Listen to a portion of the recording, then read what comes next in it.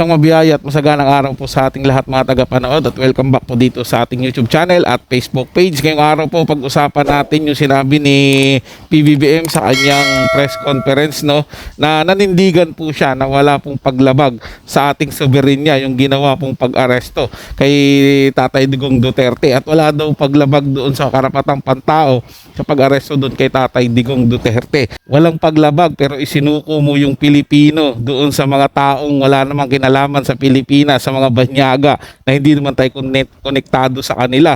At yun ba yung sinasabi na wala daw paglabag sa karapatang pantao ni Tatay Duterte na hindi mo lang pinasamahan ng medical staff niya at yung mga kasamahan niya, yung kanyang mga legal counsel, wala po doon mga tagapanood. Actually, humabol lang daw po yun sila. At ginigit din po dito ni PBBM na sumusunod lang siya sa utos ng Interpol dahil mayroon daw tayong commitment doon. Pero wala po yung warrant of arrest talaga na nanggaling sa ICC. Ito lang daw po yung red notice na nanggaling sa Interpol.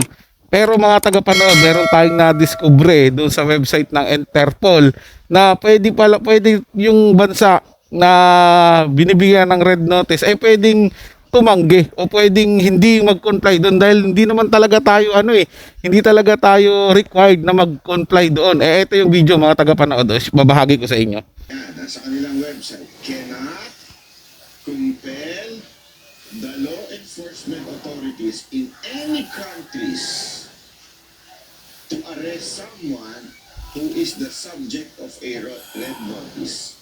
Its member country, which is including us, decides what legal value it gives to a red notice and the authority of their law enforcement officer to make arrest.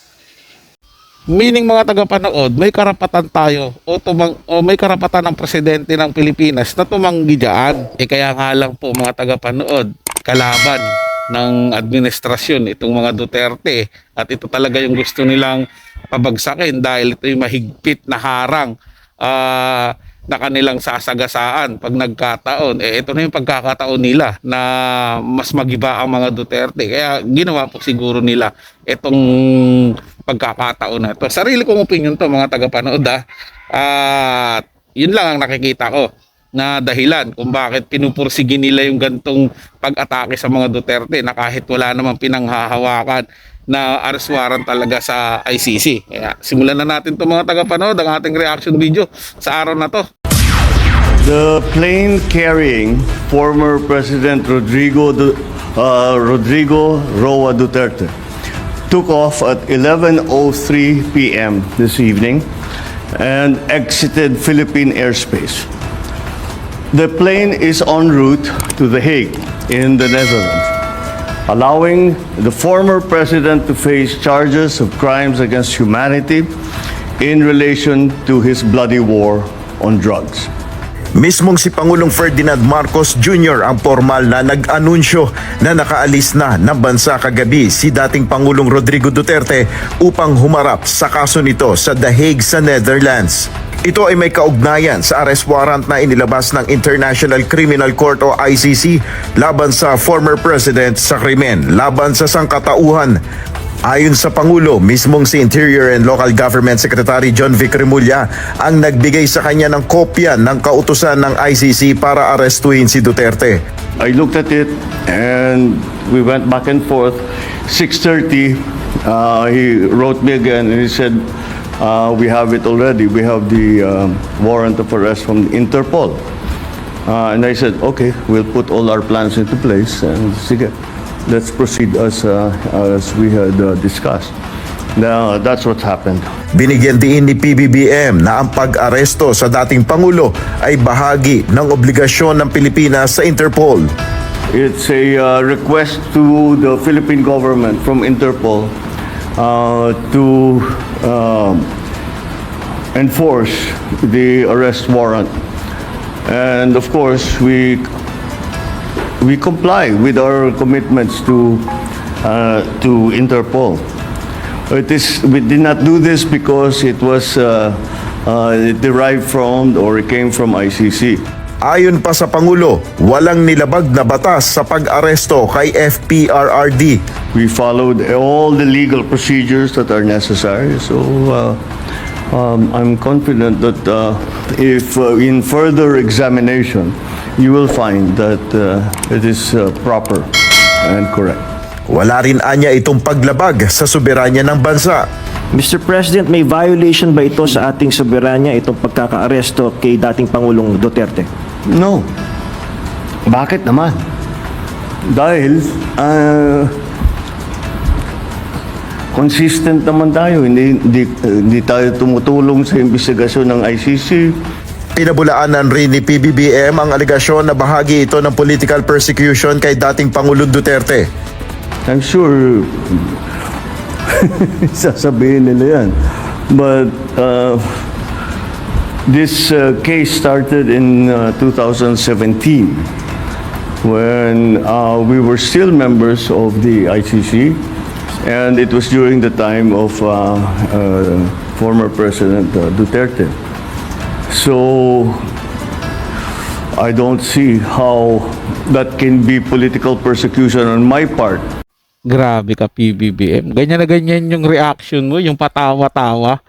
Nung sinabihan ka ni Tatay Duterte noon na may blanco doon sa budget, tapos binabuluanan mo, sabi mo wala. Patawa-tawa ka rin noon eh. Pero lumabas yung katotohanan na meron pala talagang blanco. So paano kami maniniwala sa sinasabi mo na wala kang paglabag? Una-una mga tagapanood sasabihin ko lang sa inyo. Kung naalala nyo, si Congressman Tevez, di ba nakulong yun sa ibang bansa. Nagsulat din tayo sa Interpol, humingi din tayo ng request na mailipat si Tevez dito sa Pilipinas. Hindi sila sumunod. Maliit na bansa lang yun. Di ba? Kitang-kita mo yung paninindigan nila at di sila sunod-sunuran sa ibang bansa. Pero tayo, mas malaki tayo doon sa bansang pinagkulungan ni Tevez. Nagbigay lang ng request dito para kay Tatay Digong Duterte na wala namang malinaw na basihan. Ibinigay nila. So anong walang paglabag doon? Ba?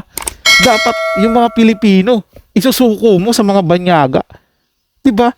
Kung nagkasala man dito sa Pilipinas dahil meron tayong justice system, o natatakot lang po talaga sila mga tagapanood dahil nakita nilang naging successful yung lakad ni Tatay Digong Duterte doon sa Hong Kong sa sobrang dami ng tao, ang tindi ng pagtanggap sa kanila. Kinakabahan na mga tagapanood eh. 'Di ba? Ay talo tayo rito. So tuloy na natin tong mga plano na to. 'Di ba? Sa bibig niya naman nasabi na ano yung plano, kaya go na. Yung tagapanood hindi ako maalam sa mga bagay diyan sa mga sistema or sa mga batas-batas nila diyan. Yung sa akin lang, yung actual na nakikita ko sa mga galawan na ginagalaw nila, mga tagapanood. 'Di ba? Simula sa umpisa pa lang, matibay na sumusuporta kay Tatay Digong Duterte o matibay na sumusuporta kay VP Sara Duterte, which is yun naman talaga ang target nila PBBM. Itong si Tatay Digong Duterte at ito si Pastor Kibuloy. Anong ginawa nila? O before pa that, SMNI pa lang, binira nila SMNI, nagtagumpay na sila doon, nawala na sa ere. Tapos ngayon, simunod nila si Pastor Kibuloy. Hindi naman sila nagtagumpay kay Pastor Kibuloy eh. 'Di ba? Tapos si VP Sara. Hindi rin sila nagtagumpay kay VP Sara, pero tuloy pa rin po yung ginagawa nila kay VP Sara. Ngayon ang ginawa nila, eto na si Tatay Digong Duterte, yung pinakaulo na yung bibirahin nila. Yung kukuha, yung talagang gusto nilang mapabagsak para manghina nga yung mga kasamahan niya. Siyempre nga naman, hindi sila makakapag-focus basta-basta doon sa pangangampanya nila dahil meron silang problemang kinakaharap eh. At higit pa dyan, mga tagapanood, ito rin ay isang pamamaraan para hindi mas mapag-usapan yung nawawalang budget sa PhilHealth dahil nabuking na po eh. 'Di ba? Nabuking na mayroong kinalaman si PBBM dito at si Recto. Ito yung matinding parang paling ng sitwasyon, mga tagapanood. Mabilis na. Siyempre, mapag-uusapan talaga to. Dahil matagal lang iniantay nila to yung sa ICC. At maniniwala po ba kayo, mga tagapanood, sa sinasabi ni PBBM na hindi siya nakikialam sa investigasyon? Wow! Ako hindi naniniwala dyan. Kadikit na ito si Trillanes, si Tililing na masugid talagang tagahanga ng ICC. na lahat daw ng kailangan ng ICC ipoprovide nila. So paano maniniwala tayo na hindi sila nakikialam, mga tagapanood? Tandaan lang po nila ngayon, sa kanila pa, nasa kanila pa yung bola. Pero darating po yung araw, mabibitawan nyo yan at makukuha din ng mga Duterte yan. Tandaan po nila lagi, wala nang iba, Duterte pa rin. Maraming salamat po sa panonood at ingat po kayo palagi.